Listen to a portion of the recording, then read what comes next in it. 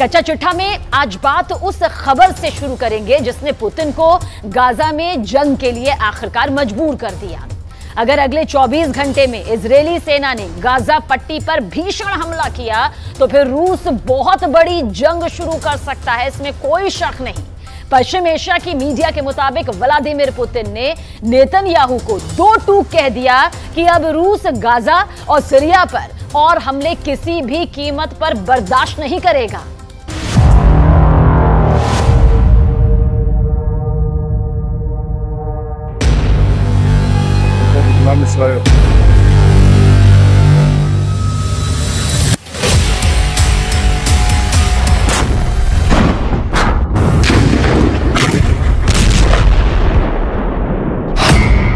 बंद करो गाजा में कदम, पुतिन की जंगी धमकी।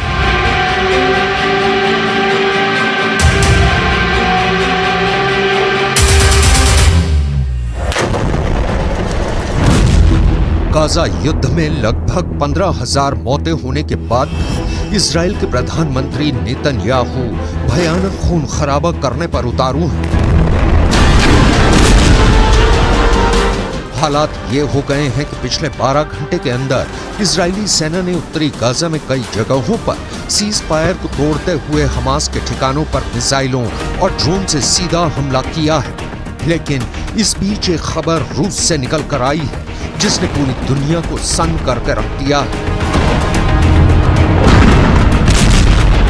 71 साल के रूसी राष्ट्रपति व्लादिमीर पुतिन ने साफ चेतावनी दी है कि अगर गाजा में खूनी गदर नहीं रुका तो फिर गाजा से लेकर सीरिया तक इजरायली सेना पर भयंकर हमले शुरू हो जाएंगे। नेतन्याहू को चेतावनी देते हुए पुतिन ने जो कहा है उसने अमेरिका समेत तमाम पश्चिमी देशों को गहरे संकट में डाल दिया है। जरा देखिए पुतिन ने ऐसा क्या कह दिया है कि अब गाजा युद्ध इजरायली सेना के लिए गले की हड्डी बनता जा रहा है। गाजा से सीरिया तक रूस का बदला शुरू। रूसी राष्ट्रपति व्लादिमीर पुतिन ने प्रधानमंत्री बेन्यामिन नेतन्याहू को सीधी चेतावनी देते हुए कहा है कि अगर गाजा युद्ध नहीं रोका तो फिर सीरिया भी इजराइल पर सीधे और बड़े हमले शुरू कर देगा। पुतिन ने हमास और इजराइल के बीच संघर्ष विराम पर बोलते हुए साफ कहा है कि इजराइल जिस तरह से सीज फायर की आड़ में गाजा से लेकर सीरिया तक हमले कर रहा है उसकी वजह से अब फिलिस्तीन इजरायली संघर्ष तीव्र वृद्धि की ओर बढ़ चुका है। पुतिन ने अपनी चेतावनी में यह खुलासा नहीं किया है कि क्या रूस की सेना सीधे तौर पर इजराइल के खिलाफ जंग में उतरेगी या फिर रूस ईरान और लेबनान के जरिए इजराइल पर बड़ा हमला करवाएगा। खबर यह भी है कि सीरिया में मौजूद रूसी सैन्य अड्डों पर इजराइल के खिलाफ युद्ध की तैयारी पूरी कर ली गई है। हम आपको बता दें कि पुतिन ने इजराइल से साफ कह दिया है कि अब गाजा में मासूम फिलिस्तीनियों की मौत का तमाशा रूस नहीं देखेगा। दावा किया जा रहा है कि मॉस्को ने ईरान, सीरिया और लेबनान को बड़ी जंग के लिए तैयार रहने को कह दिया है। Кровавый переворот на Украине в 2014 году, за которым последовала война киевского режима против своего народа на Донбассе, это не потрясает? А истребление гражданского населения в Палестине, в секторе Газа сегодня, не потрясает?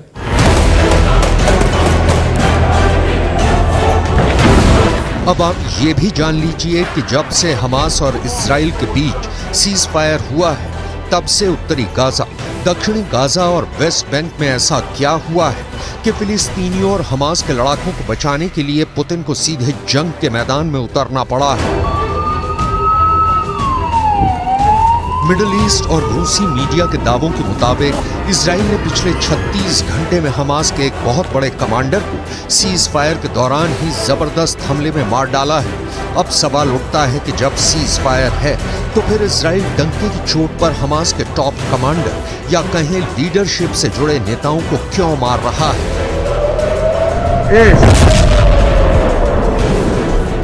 डिफेंस एक्सपर्ट्स के मुताबिक इजरायली सेना की खुफिया एजेंसी मोसाद और शिन बेत के पास हमास के सभी टॉप कमांडर्स की पूरी लिस्ट है जो हमास के हमलों को कंट्रोल करते हैं। यही वजह है कि जैसे ही सीज फायर हुआ, हमास के टॉप कमांडर आगे के हमलों को लेकर मूवमेंट करने लगे, जिसकी भनक मोसाद और शिन बेत को लग गई। और फिर इजराइल के आईडीएफ ने खुफिया सूचना के आधार पर इन्हें मार डाला। यही नुकसान हमास पर बेहद भारी पड़ रहा है, जिसके खिलाफ अब पुतिन ने इजराइल को धमकी दी है कि अगर सीज फायर के दौरान गाजा या फिर सीरिया पर हमले तेज किए तो फिर ये युद्ध पूरी तरह से बेकाबू हो जाएगा और रूस चुप रहकर तमाशा बिल्कुल भी नहीं देखेगा। अब आप ये भी जान लीजिए कि सीज फायर के दौरान हमास का कौन सा बड़ा टॉप कमांडर मारा गया है।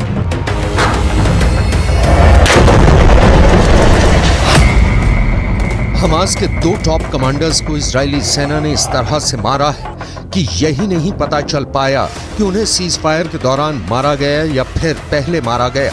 हमास ने खुद 26 नवंबर को पुष्टि की है कि हमास के उत्तरी ब्रिगेड के 2 कमांडर मारे गए हैं। हमास के मुताबिक आईडीएफ ने उत्तरी ब्रिगेड के कमांडर अहमद अल घंडौर को हवाई हमले में मार डाला है। इससे पहले आईडीएफ ने हमास के कमांडर अहमद अल घंडौर को मारने की 3 बार कोशिश की थी। इसके अलावा हमास की उत्तरी ब्रिगेड में रॉकेट डिवीजन के कमांडर आयमान सियाम को भी आईडीएफ मार चुकी है। हमास के मिलिट्री विंग के मुताबिक हमास के कुल 5 सबसे टॉप अधिकारी मारे गए हैं। दावों के मुताबिक ये सभी टॉप कमांडर युद्ध विराम शुरू होने से मारे गए हैं, जबकि कुछ रिपोर्ट में दावा किया गया है कि सीज फायर के दौरान इजरायली सेना की स्पेशल फोर्स ने हमास के 5 कमांडर्स की टारगेट किलिंग की है।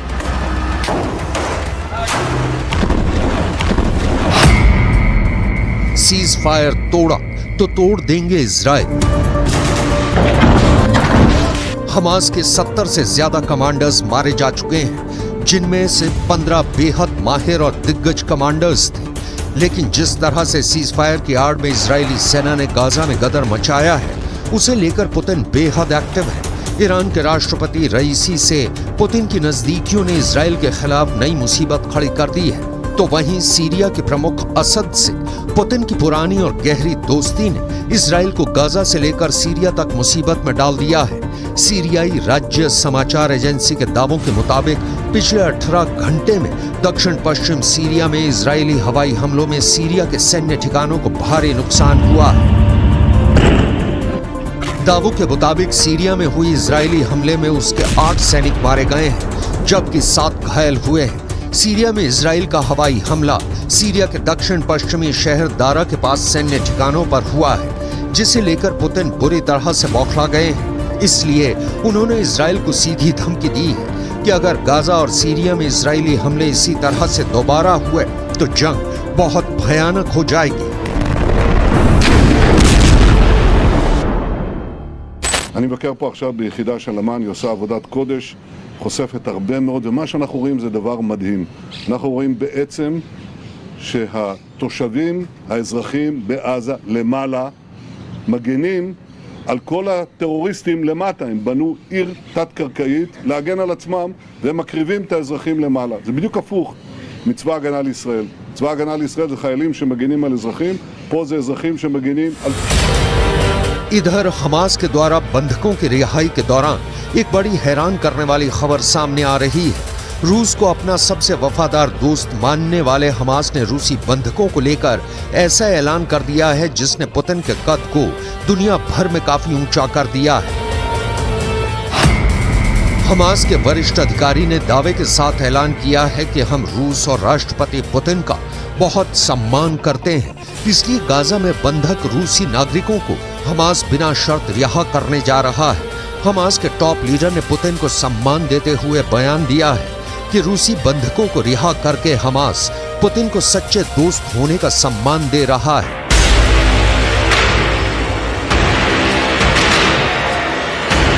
इधर कतर, मिस्र और अमेरिका ने मिलकर इजराइल और हमास के बीच सीज फायर तो करा दिया, लेकिन दिक्कत यह है कि नेतन्याहू और इजराइल के कमांडरों ने साफ कह दिया है कि सीज फायर ना तो इजराइल के बदले को रोक पाएगा और ना ही इजरायली हमलों को। हम हमास का पूरी दुनिया से खात्मा कर देंगे। इधर कुछ मिडिल ईस्ट की मीडिया ने दावा करना शुरू कर दिया है कि गाजा पट्टी में 20,000 से ज्यादा लोग मारे गए हैं, जिनकी संख्या 1967 में इजराइल अरब युद्ध में मारे गए लोगों से कहीं ज्यादा है। दावा तो यहां तक किया गया है कि 1,20,000 से ज्यादा इमारतें गाजा में तबाह हो चुकी हैं।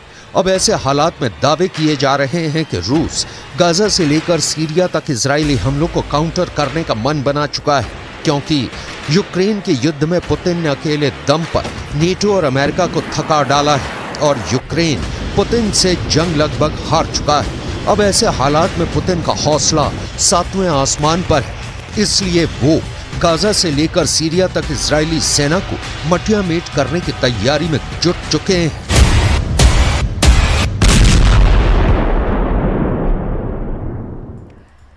गाजा की आग अमेरिका तक पहुंच गई है और अब अमेरिका में 40 करोड़ बंदूक बड़ा खतरा बन गई। अमेरिका में करीब करीब हर नागरिक के पास बंदूक है। अमेरिका में अब गाजा को लेकर ऐसी बातें फैलाई जा रही है जिससे जो बाइडेन को यह लगने लगा है कि कहीं हमास का अगला हमला अमेरिका में ना बन जाए।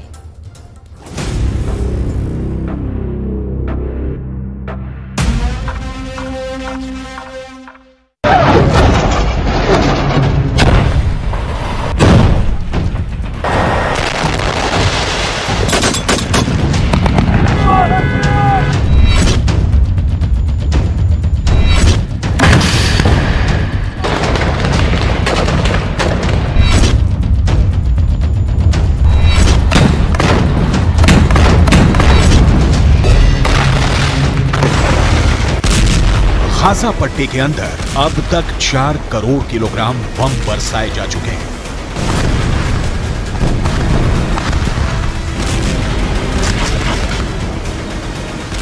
पूरा गाजा पट्टी जलकर राख हो चुका है, लेकिन इस आग ने अमेरिका के सामाजिक ताने बाने को भी जलाकर राख कर दिया है।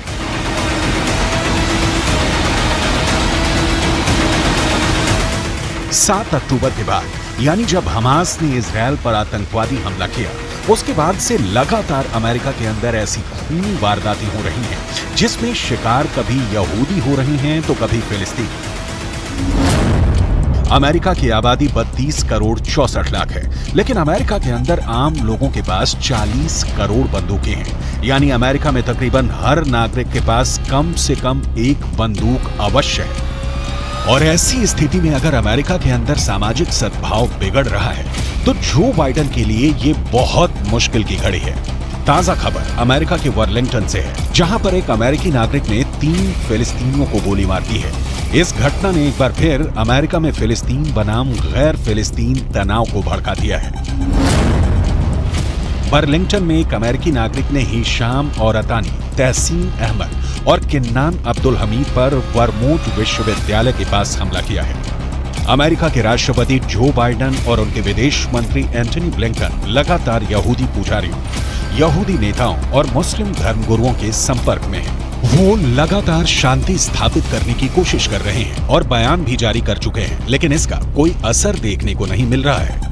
अमेरिका में किस तरह फिलिस्तीनियों को गोलियों की बौछार का सामना करना पड़ा है, आपको आगे बताने वाले हैं। लेकिन सबसे पहले आपको अमेरिका के हालिया घटनाओं का पूरा विवरण देते हैं, जिससे ये साफ हो जाता है कि अमेरिका भी अब गाजा की आंच से बच नहीं पा रहा है।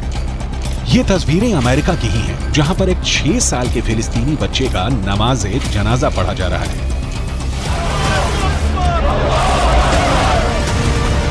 ये 6 साल का बच्चा एक अमेरिका के नागरिक के यहाँ किराए पर अपनी मां के साथ रह रहा था, लेकिन इस बच्चे को 71 साल के एक बुजुर्ग ने चाकू से 26 वार करके मार डाला।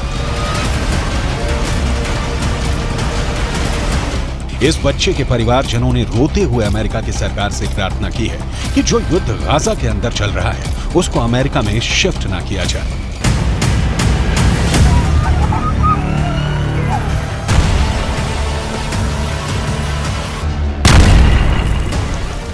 I just want to tell the whole world that we live in a country called the USA. We're not in war, and we're not bringing war here too. What happened that day for a gentleman, that he loved that kid to start with. He used to bring him toys.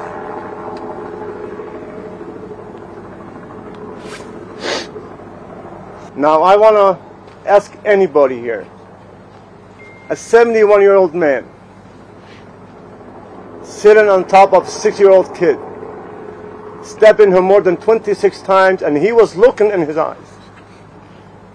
You tell me, is that exaggeration? You tell me what type of man he can do that.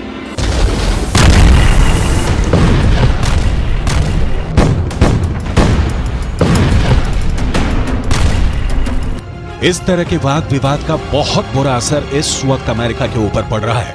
America में लगातार सांप्रदायिक हिंसा के मामले बढ़ रहे हैं, खासकर यहूदियों और मुसलमानों के बीच टकराव बढ़ रहा है। अमेरिका के डेट्रॉयट में सिनेगॉग चलाने वाली एक यहूदी महिला नेता की चाकू मारकर बेरहमी से हत्या की गई। इतना ही नहीं, अमेरिका के न्यूयॉर्क से भी विचलित करने वाली तस्वीरें आई हैं। यहाँ एक विश्वविद्यालय की लाइब्रेरी के अंदर यहूदी बच्चे छुपे हुए थे और बाहर फिलिस्तीन के समर्थक नारेबाजी कर रहे थे।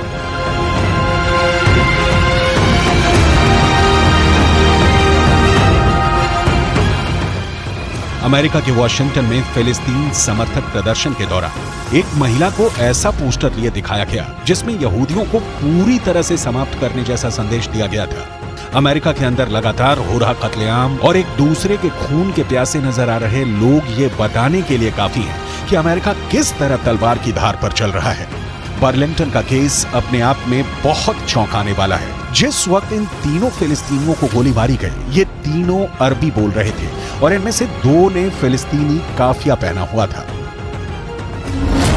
फिलिस्तीनी काफिया एक ऐसा कपड़ा होता है जो गले पर पहना जाता है और इसमें चिक होते हैं। फिलिस्तीन का आंदोलन करने वाले बड़े नेता यासिर अराफात अक्सर फिलिस्तीनी काफिया पहनते थे और ये फिलिस्तीनी काफिया एक तरह से यासिर अराफात की पहचान बन गया था।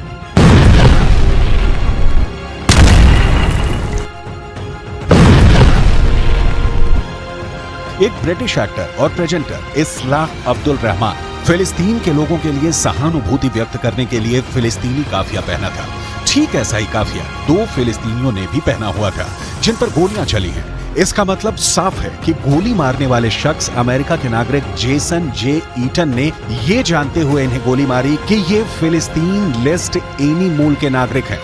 We have a lot more to do, however. Even with this arrest, we are still working. There is more investigation to be done, and that includes trying to determine motive. We still do not know as much as we want to know. But I would urge the public and you in the media to avoid making conclusions based on statements from people who know even less than we currently do. We are working hard to find out this information, and we are nowhere near the end of this investigation.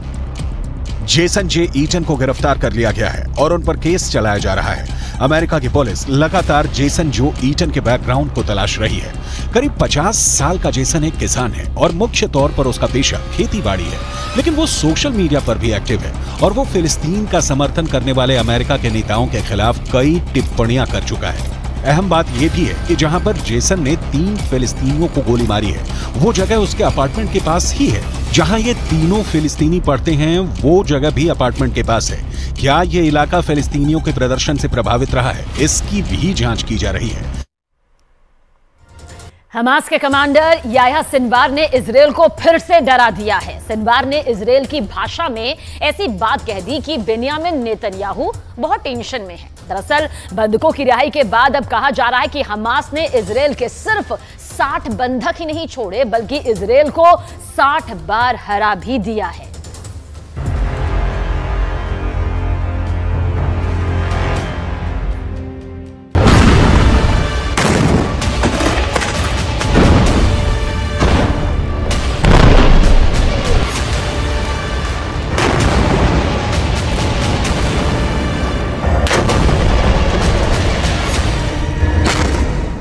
Cease fire टूट गया जब युद्ध विराम बढ़ाने पर Hamas और Israel राजी हुए तो गाजा में तैनात इजरायली सेना के टैंक और तोपों ने बमबारी कर दी। शेख रदवान इलाके में धमाके हुए और दहशत फैल गई कि युद्ध फिर शुरू हो चुका है। इजरायल फिर टनों टन बम गाजा पर गिराएगा, फिर इमारतें ढहती जाएंगी और हजारों लाशों को मलबे से निकालने का काम फिर शुरू हो जाएगा, जिसमें बच्चे होंगे, महिलाएं होंगी, बुजुर्ग भी होंगे, क्योंकि नेतन्याहू तो पहले ही कह चुके हैं कि जब तक हमास बाकी है, युद्ध बाकी है। और गाजा की तबाही जारी रहेगी।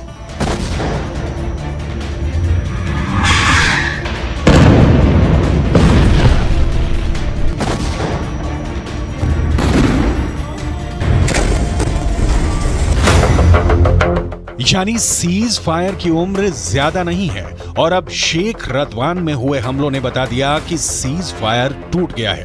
युद्ध फिर शुरू होगा और हमास इस बार बिल्कुल नहीं बचेगा। लेकिन हमास को इसका डर नहीं, हमास के कमांडर को इसकी फिक्र नहीं, क्योंकि इजराइल की मीडिया में जो खबरें छाई हैं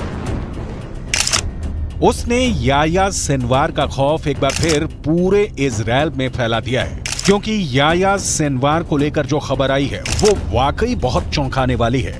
ये खबर सुरंग से आई है जहां हमास पूरी तरह एक्टिव है। ये खबर हमास के बंधकों ने बताई है, वो बंधक जिनको हमास ने रिहा किया है। और ये खबर नेतन्याहू के लिए बहुत बड़ा सिरदर्द बन चुकी है। हमास के कब्जे से रिहा हुए एक बंधक ने बताया कि जब गाजा में वो एक सुरंग में कैद करके रखे गए थे, तब एक दिन अचानक सुरंग का दरवाजा खुला और उनके सामने एक व्यक्ति था जो याह्या सिनवार बताया जा रहा है। वो व्यक्ति इजराइल में बोली जाने वाली हिब्रू भाषा में बात करने लगा और उसने कहा कि तुम सब यहाँ हमास के कब्जे में महफूज हो, तुम लोगों को डरने की कोई जरूरत नहीं, तुम्हें कोई नुकसान नहीं होने दिया जाएगा।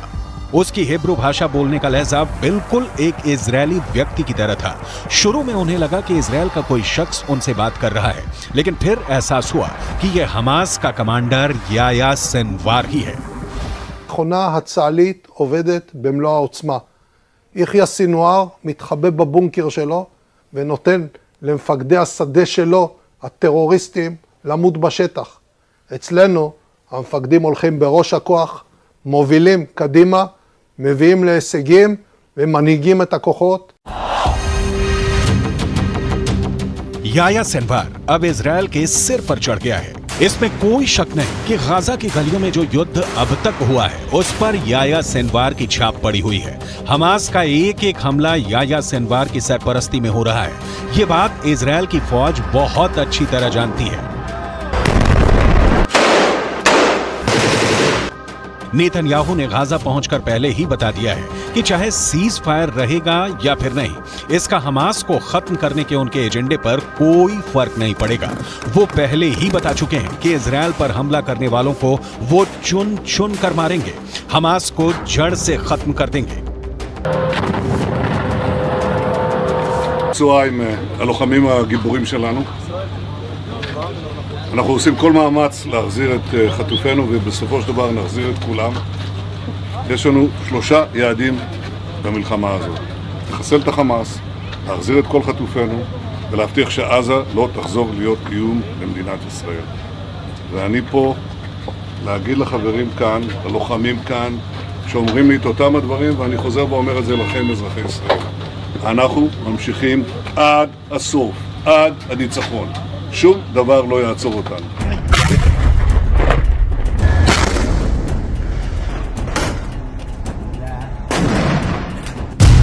यानी हमास का पक्का इलाज होगा, हमास को पूरी तरह खत्म कर दिया जाएगा। इसकी 100% वाली गारंटी नेतन्याहू बार बार दे रहे हैं। गाजा में सीज फायर करके इजराइल को वक्त मिला, उसकी सेना को वक्त मिला, हमास को भी वक्त मिला। दोनों तरफ अपनी ताकत को फिर से जुटाने का काम हुआ होगा ताकि युद्ध के अगले चरण को और खतरनाक बनाया जाए। लेकिन इन सबके बीच सबसे बड़ा चैलेंज याह्या सिनवार बन चुका है। याह्या सिनवार जब तक जिंदा है, नेतन्याहू जीत का दावा नहीं कर सकते। नेतन्याहू को जब से पता चला है कि याह्या सिनवार सुरंगों में घूम रहा है और बंधकों से मुलाकात करके उनसे सीधे बात कर रहा है, तब से नेतन्याहू की बेचैनी बढ़ गई है। इसका मतलब साफ है कि याह्या सिनवार जिंदा है। याह्या सिनवार युद्ध को कंट्रोल कर रहा है। याह्या सिनवार बता रहा है कि इजराइल का एक एक बंधक उसके रहमो करम पर जिंदा है। यही बात इजराइल को बहुत परेशान कर रही है।